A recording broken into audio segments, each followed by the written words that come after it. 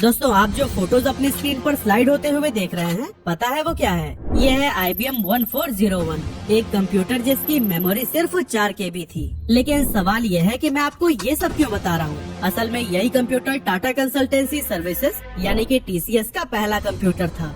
और मजेदार बात ये है कि TCS इसे खरीद नहीं पाई थी, बल्कि लीज पर लेकर इसने अपना काम चलाया था। आज TCS दुनिया की सबसे बड़ी IT कंपनियों में से एक है, जो the world bank, JP Morgan, Tesla और माइक्रोसॉफ्ट जैसे जायंट्स को भी IT सॉल्यूशंस प्रोवाइड करती है। लेकिन क्या आप जानते हैं कि TCS की शुरुआत इतनी कठिनाइयों से हुई थी कि उसकी स्टोरी सुनकर आपकी रूह कांप जाएगी। यह वही TCS है जिसने भारत को passport Seva Kendra, IRCTC online ticketing system, Indian post digitalization और इनकम टैक्स फाइलिंग पोर्टल जैसे रिवोल्यूशनरी प्लेटफॉर्म्स दिए हैं। आज TCS भारत के प्राइवेट सेक्टर की सबसे बड़ी एम्प्लॉयर्स में से एक बन चुका है, जिसमें 6 लाख से भी ज्यादा एम्प्लॉयज काम करते हैं। लेकिन क्या आपने कभी सोचा है कि जब कंप्यूटर को समाज में खतरनाक माना जाता था, तब TCS जैसी IT कंपनी कैसे एस्टेब्लिश हुई? आज के इस वीडियो में हम आपको TCS की इंस्पायरिंग जर्नी के हर पहलू से रूबरू कराएंगे।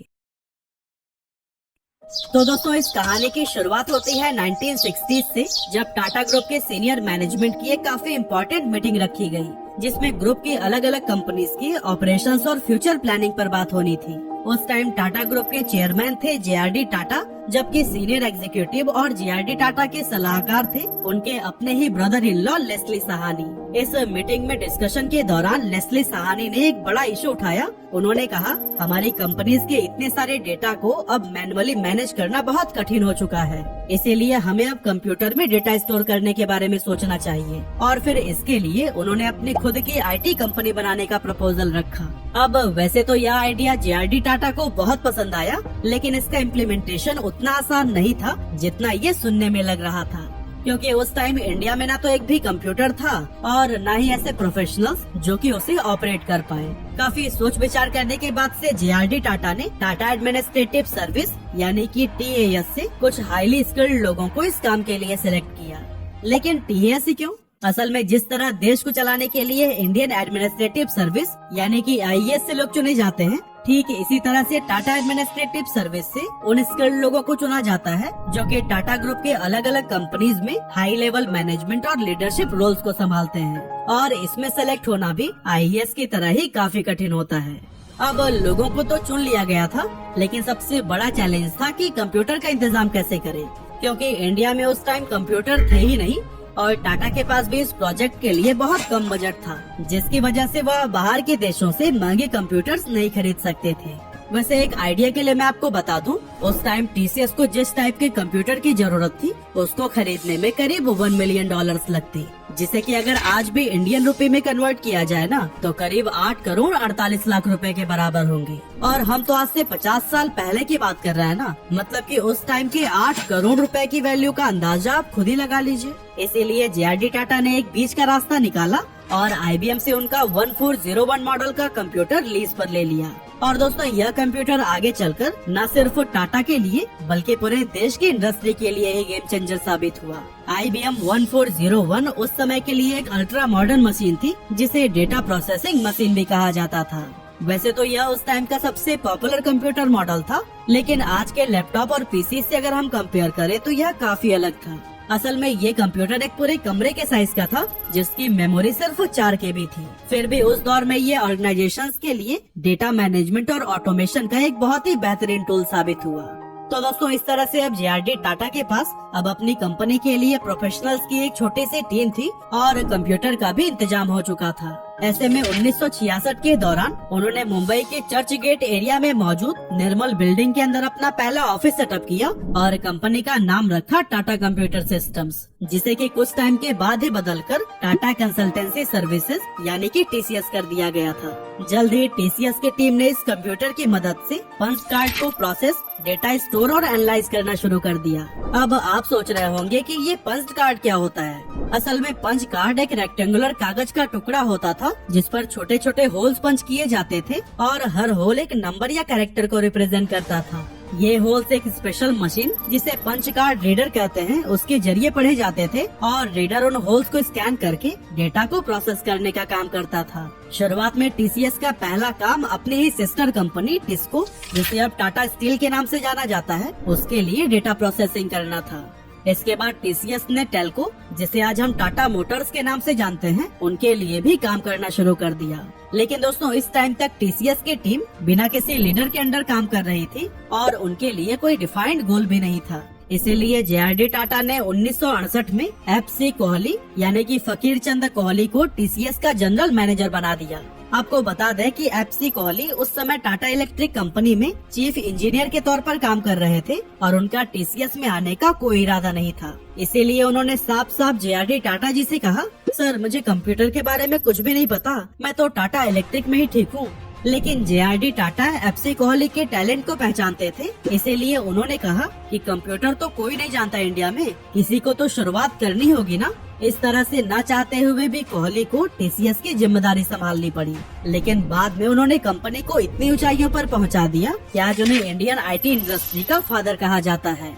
हालांकि उनके लिए इंडिया में मार्केट बिल्ड करना आसान बिल्कुल भी नहीं था, क्योंकि यहाँ पर पहले से कोई बेंचमार्क नहीं था और टीसीएस को सब कुछ जीरो से ही करना पड़ रहा था। ऐसे में कुछ टाइम के बाद से कोहली साहब को महसूस हुआ कि सिर्फ टाटा ग्रुप की कंपनीज का ही डेटा मैनेज करने से कुछ भी अर्निंग हो नहीं रही है, तो क्यों ना कमाई बढ़ाने के लिए बाहर की कंपनीज को भी अपनी सर्विसेज ऑफर की जाए। लेकिन सबसे बड़ा सवाल तो ये था कि उनकी ये सर्विसेज लेगा कौन, क्योंकि जैसा कि हमने आपको पहले ही बताया कि इंडिया में कंप्यूटर और डेटा प्रोसेसिंग का कोई ट्रेंड नहीं था और मार्केट में ऐसी मानसिकता फैली हुई थी कि कंप्यूटर के आने के बाद से नौकरियां चली जाएंगी और ये लोगों के रोजगार के लिए खतरा बन जाएगा। इवन सरकार भी कुछ इसी तरह की ही सोच रखती थी, इसीलिए लोगों के मन में कंप्यूटर को लेकर एक गलत इमेज बन गई थी, जिससे टीसीएस के लिए क्लाइंट ढूंढना एक बहुत बड़ा टास्क बन गया।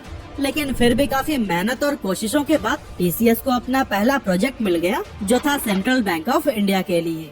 असल में इन्हें सेंट्रल बैंक ऑफ इंडिया की ब्रांचेस के बीच ट्रांजैक्शंस को मैनेज करने के लिए एक सिस्टम बनाने की जिम्मेदारी दी गई, जिसे इंटर ब्रांच रिकॉन्सिलेशन सिस्टम कहा गया। ये प्रोजेक्ट न सिर्फ बैंक के लिए बल्कि टीसीएस के लिए भी बेहद इम्पोर्टेंट था। इस तरह से टीसीएस की टीम ने पूरे डेडिकेशन के साथ इस प्रोजेक्ट पर काम करना शुरू किया और बहुत कम समय में इसे कंप्लीट करके दिखाया। इस सक्सेस की बदौलत बहुत ही जल्द कंपनी को 14 अलग अलग बैंकों से प्रोजेक्ट्स मिल गए। साथ ही उन्हें यूनिट ट्रस्ट ऑफ इंडिया यानी कि यूटीआई की तरफ से भी एक प्रोजेक्ट मिला, जिसमें टीसीएस को इन्वेस्टमेंट डेटा को मैनेज करने की जिम्मेदारी सौंपी गई। अब दोस्तों यहाँ तक तो सब कुछ ठीक चल रहा था और धीरे धीरे ही सही, लेकिन टीसीएस ग्रोथ की ओर बढ़ रहा था। पर तभी इंदिरा गांधी की सरकार ने बैंकों का नेशनलाइजेशन कर दिया। अब चूंकि सरकार कंप्यूटर के खिलाफ थी, इसीलिए बैंक से मिलने वाले प्रोजेक्ट अचानक से बंद हो गए, जिससे कि टीसीएस को बड़ा झटका लगा। यहाँ तक कि एक टाइम तो ऐसा भी आया था जब एफसी कोहली ने जेआरडी टाटा को वार्न भी कर दिया था कि अगर जल्दी कोई नए प्रोजेक्ट नहीं मिले तो फिर टीसीएस को बंद करना पड़ सकता है। हालांकि इसी दौरान एफसी कोहली और उनकी टीम ने खूब मेहनत की और नए क्लाइंट्स ढूंढते रहे। इसी खोजबीन के दौरान 1970s में एफसी कोहली को अमेरिका के IEEE यानी कि institute of electrical and electronics engineer के बोर्ड ऑफ डायरेक्टर के रूप में सेलेक्ट कर लिया गया, जिस वजह से उन्हें कुछ समय के लिए अमेरिका जाना पड़ गया। वहां जाने के बाद कोहली साहब ने सोचा कि जब इंडिया में टीसीएस के लिए प्रोजेक्ट नहीं मिल रहे हैं तो क्यों न यहीं पर तलाश की जाए। इसी सिलसिले में उनका कॉन्ट्रैक्ट बरोज कॉर्पोरेशन से हुआ, जो कि कंप्यूटर बनाने का काम करती थी और ये कंपनी अपने कंप्यूटर के लिए एक हेल्थ केयर सॉफ्टवेयर डेवलप करना चाहती थी। ऐसे में एफसी कोहली ने उन्हें भरोसा दिलाया कि टीसीएस उनका ये काम एफिशिएंटली कर सकती है। और दोस्तों एफसी कोहली के कॉन्फिडेंस से इम्प्रेस होकर बरोज ने 1973 में टीसीएस के साथ में पार्टनरशिप कर ली और कंपनी को $24,000 का कॉन्ट्रैक्ट दे दिया, जो कि भारत की पहली आईटी आउटसोर्सिंग डील थी। लेकिन दोस्तों अब टीसीएस के लिए मुश्किलें और भी ज्यादा बढ़ चुकी थी, क्योंकि टीसीएस के पास अपना खुद का ऐसा कोई कंप्यूटर ही नहीं था जिसके ऊपर वह सॉफ्टवेयर डेवलप कर पाए।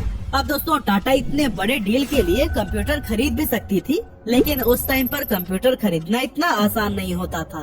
कंप्यूटर खरीदने के लिए सरकार से अप्रूवल लेना जरूरी था, क्योंकि इंडियन गवर्नमेंट कंप्यूटिंग इक्विपमेंट्स के इंपोर्ट को अपने कंट्रोल में ले रखी थी, क्योंकि उन्हें डर था कि कंप्यूटर लोगों की नौकरियां खा लेगा और इससे इंडिया की खराब इकोनॉमी और भी नीचे चली जाएगी। अब कुछ स्पेशल केसेस में कंप्यूटर खरीदी तो जा सकती थी, लेकिन उसके लिए पहले एप्लीकेशन देनी होती थी जिसमें मेंशन करना पड़ता था कि आप कौन सा कंप्यूटर खरीद रहे हैं, पार्ट्स की डिटेल्स क्या हैं, किस कंपनी से खरीद रहे हैं और जहां जिस काम के लिए आप यूज करेंगे उसका भी पूरा डिटेल। मतलब कि अप्रूवल मिलने में ही 9 से 12 महीने का समय लग जाता था। लेकिन बरोस कॉर्पोरेशन अपने सॉफ्टवेयर के लिए इतना इंतजार नहीं कर सकता था, तो फिर अब करे तो क्या करें। उस मुश्किल सिचुएशन में टीसीएस के सामने बस एक ही रास्ता बचा था और वो था एलआईसी का कंप्यूटर इस्तेमाल करना। असल में टीसीएस को आईएसआई यानी कि इंडियन स्टैटिस्टिकल इंस्टीट्यूट से आईसीएल कंपनी का एक कंप्यूटर इस्तेमाल करने की परमिशन मिली हुई थी, जो कि असल में एलआईसी का था। इस कंप्यूटर का इस्तेमाल एलआईसी अपने कामों के लिए करता था, लेकिन इसे ऑपरेट करने की जिम्मेदारी आईएसआई की थी। मगर यहाँ पर भी एक अड़चन आ गई। एलआईसी के एम्प्लॉय यूनियन ने यह कहकर टीसीएस को कंप्यूटर इस्तेमाल करने से रोक दिया कि किसी बाहरी कंपनी को उनके सिस्टम का एक्सेस देना सही नहीं होगा। उन्हें डर था कि इससे ऑर्गेनाइजेशन की डेटा और प्राइवेसी पर असर पड़ेगा। अब वैसे तो इस प्रॉब्लम को सॉल्व करना इतना आसान नहीं था, लेकिन एफसी कोहली ने यहाँ बहुत समझदारी से काम लिया और उन्हें किसी तरह से कन्विंस किया कि टीसीएस सिर्फ अपने सॉफ्टवेयर प्रोजेक्ट के लिए ही कंप्यूटर का यूज करेगी। इससे एलआईसी के डेटा या उनके काम पर कोई फर्क नहीं पड़ेगा। आखिरकार उनकी इस बातचीत के बाद से एम्प्लॉय यूनियन ने ट्रस्ट करके टीसीएस को कंप्यूटर इस्तेमाल करने की परमिशन दे दी और फिर काफी डिफिकल्टीज के बाद ही सही टीसीएस ने एक ऐसा हेल्थ केयर सॉफ्टवेयर डेवलप किया जो कि बरोस कॉर्पोरेशन को काफी पसंद आया। इस प्रोजेक्ट को कंप्लीट करके न सिर्फ कंपनी का कॉन्फिडेंस बढ़ा, बल्कि ये भारत के आईटी इंडस्ट्री के लिए एक मील का पत्थर साबित हुआ।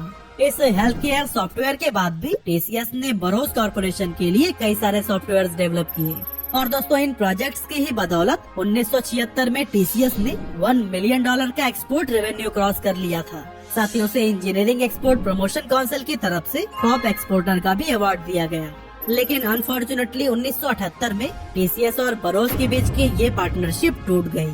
अब ये क्यों और कैसे हुआ, इसके पीछे भी एक काफी इंटरेस्टिंग स्टोरी है। असल में 1978 के दौरान टाटा सन्स मतलब कि टाटा ग्रुप की मेन कंपनी ने बरोस के साथ एक ज्वाइंट वेंचर शुरू किया जिसे टाटा बरोस का नाम दिया गया। इस वेंचर का मोटिव था कि भारत में बरोस के कंप्यूटर्स बेचे जाएं और उसका मेंटेनेंस किया जाए। अब इस ज्वाइंट वेंचर से टाटा सन्स को तो काफी फायदा हुआ, लेकिन टीसीएस के लिए ये कुछ मुश्किलें लेकर आया। एक्चुअली टीसीएस के पास में दो ऑप्शंस थे। पहला कि वो टाटा बरोस का जो ज्वाइंट वेंचर था उसका हिस्सा बन जाए और दूसरा वो खुद की अलग पहचान बनाए और अपने तरीके से काम करे। लेकिन बात ये थी कि टीसीएस की ज्यादातर कमाई बरोस से ही आ रही थी, इसीलिए अगर उसने अपनी अलग पहचान बनाई तो न सिर्फ उसकी अर्निंग रुक जाती बल्कि उसे नए क्लाइंट्स ढूंढने में भी काफी दिक्कतें होती। और सबसे बड़ी बात कि टीसीएस टाटा बरोस का ही कॉम्पिटिटर बन जाता, जो शायद जेआरडी टाटा को पसंद नहीं आता। लेकिन फिर भी एफसी कोहली जो उस समय टीसीएस के सीईओ थे, उन्होंने फैसला लिया कि टीसीएस एक इंडिपेंडेंट कंपनी बनेगा और फिर इस डिसीजन की वजह से टीसीएस और टाटा सन्स के बीच में कुछ कॉन्फ्लिक्ट स्टार्ट हो गए। लेकिन फिर भी एफसी कोहली टीसीएस को आगे बढ़ाने में जी जान से लगे रहे और उन्होंने इंडियन मार्केट के साथ साथ इंटरनेशनल प्रोजेक्ट्स की भी तलाश शुरू कर दी। इसी दौरान टीसीएस ने SEAP यानी कि सिस्टम फॉर ईस्टर्न अफ्रीकन पे नाम से एक सॉफ्टवेयर डेवलप किया, जिसे कि ईस्ट अफ्रीका के देशों की पेरोल और अकाउंटिंग नीड्स को पूरा करने के लिए बनाया गया था। पहले यह सारे काम मैनुअल होते थे, जिसमें टाइम भी काफी लगता था और गलतियां भी बहुत ज्यादा होती थी। लेकिन टीसीएस के बनाए गए SEAP सॉफ्टवेयर ने पूरा काम आसान कर दिया और फिर इस प्रोजेक्ट की सक्सेस ने टीसीएस को इंटरनेशनल मार्केट में भी पहचान दिलाई। इसके बाद टीसीएस ने इंडिया में न्यूक्लियर पावर के कई सारे प्रोजेक्ट्स पर काम किया और हिंदुस्तान एरोनॉटिक्स लिमिटेड के लिए भी कुछ प्रोजेक्ट्स कंप्लीट किए। और दोस्तों आपको बता दें कि टीसीएस की ही देन है कि आज आप पेपर पर नहीं बल्कि ऑनलाइन प्लेटफॉर्म पर इन्वेस्टमेंट कर पा रहे हैं। जी हाँ, टीसीएस ने ही बॉम्बे स्टॉक एक्सचेंज यानी कि BSE के लिए शुरुआती कंप्यूटराइज सिस्टम को डेवलप करने का काम किया था। यहाँ तक कि 1977 में इनकम टैक्स डिपार्टमेंट के लिए भी पैन कार्ड का सिस्टम टीसीएस ने ही डेवलप किया था। इसके अलावा 1980 में टीसीएस ने पुणे के अंदर भारत का पहला software research and development centre establish किया, जिसका नाम रखा गया Tata research development and design centre. TRDDC का उद्देश्य था रिसर्च करके नई नई सॉफ्टवेयर सोल्यूशन और टेक्नोलॉजीज को डेवलप करना, ताकि टीसीएस अपने क्लाइंट्स को बेस्ट सोल्यूशंस दे सके। और दोस्तों इसी TRDDC की ही बदौलत 1980s के अंत तक टीसीएस 500 से भी ज्यादा प्रोजेक्ट्स कंप्लीट कर चुका था और 40 देशों में अपनी सेवाएं दे रहा था। पर दोस्तों सवाल ये उठता है कि अगर उस समय इंडिया में कंप्यूटर की पॉपुलैरिटी नहीं थी और न ही इससे रिलेटेड कोई कोर्स हुआ करता था, तो फिर टीसीएस को इतने बड़े बड़े प्रोजेक्ट्स पर काम करने के लिए स्किल्ड लोग मिले कहाँ से? क्या उन्होंने बाहर के देशों से प्रोफेशनल्स को हायर किया था? बिल्कुल नहीं। असल में टीसीएस के फाउंडर एफसी कोहली ने इस प्रॉब्लम का सोल्यूशन खुद ही निकाला। उन्होंने आईआईटी कानपुर से रिक्वेस्ट किया कि उनके कोर्सेज में एक कंप्यूटर प्रोग्रामिंग कोर्स को भी ऐड कर दिया जाए। लेकिन उस टाइम पर एक क्वेश्चन यह भी खड़ा हुआ था कि अगर स्टूडेंट्स इन कोर्सेज को कंप्लीट कर लेते हैं तो फिर उन्हें जॉब कौन देगा? और दोस्तों यहाँ पर भी एफसी कोहली ने ये भरोसा दिलाया कि जो भी ये कोर्स करेगा उसे टीसीएस में जॉब दे दी जाएगी। और दोस्तों उन्होंने अपना वादा निभाते हुए आईआईटी कानपुर के ज्यादातर ग्रेजुएट्स को हायर कर लिया। लेकिन एफसी कोहली को ये पता था कि एक लिमिट के बाद से टीसीएस हर किसी को नौकरी नहीं दे पाएगा। इसीलिए उन्होंने फॉरेन कंपनीज के साथ में डील की और ये तय किया कि TCS skilled Indian engineers provide कराएगा, वो भी दूसरे देशों की मार्केट से कम सैलरी पर। और दोस्तों इसी प्लान के तहत 1973 से 1977 के बीच आईआईटी के बैचेज में से करीब 1/3 स्टूडेंट्स को टीसीएस ने यूएस भेज दिया था। और दोस्तों आपको जानकर हैरानी होगी कि आज अमेरिका की सिलिकॉन वैली में जितने भी टेक एम्प्लॉयज हैं, उनमें से 1/3 एम्प्लॉयज इंडियन ऑरिजिन से हैं, जो कि टीसीएस की बदौलत ही पॉसिबल हो सका है। टीसीएस ने अपने इनोवेशंस और स्ट्रैटेजीज से कई बड़े प्रोजेक्ट्स कंप्लीट किए, जिसका नतीजा यह हुआ कि 2003 में उसने पहली बार $1 बिलियन का रेवेन्यू जनरेट किया। मई 2013 में टीसीएस को इंडियन डिपार्टमेंट ऑफ पोस्ट से 11 बिलियन रुपए का 6 ईयर कॉन्ट्रैक्ट मिला, जो कि एक मेजर अचीवमेंट थी। और फिर इसी साल कंपनी ने अपनी पोजीशन को और भी मजबूत करते हुए दुनिया की top 10 global IT service companies में अपनी जगह बना ली। इसके नेक्स्ट ईयर यानी जुलाई 2014 में टीसीएस एक और बड़ा अचीवमेंट हासिल करते हुए 5 ट्रिलियन रुपए की मार्केट कैपिटलाइजेशन वाली इंडिया की पहली कंपनी बनी। साथ ही जनवरी 2015 में टीसीएस ने रिलायंस इंडस्ट्रीज लिमिटेड के 23 साल के रिकॉर्ड को तोड़ते हुए इंडिया के सबसे प्रॉफिटेबल कंपनी के रूप में अपनी पहचान बनाई। आज ये दुनिया का चौथा most valuable IT service brand है, जिसने British petroleum, the world bank, JP Morgan, general electric, Lloyd banking group, Tesla, Nokia, siemens और माइक्रोसॉफ्ट जैसे कई सारे ग्लोबल जायंट्स के लिए काम किया है। और इसने खुद को इतनी ट्रस्टेबल कंपनी के रूप में एस्टेब्लिश किया है कि इंडिया के अलावा दूसरे देश की गवर्नमेंट भी अपने कॉन्फिडेंशियल प्रोजेक्ट के लिए टीसीएस को ही प्रेफरेंस देती है।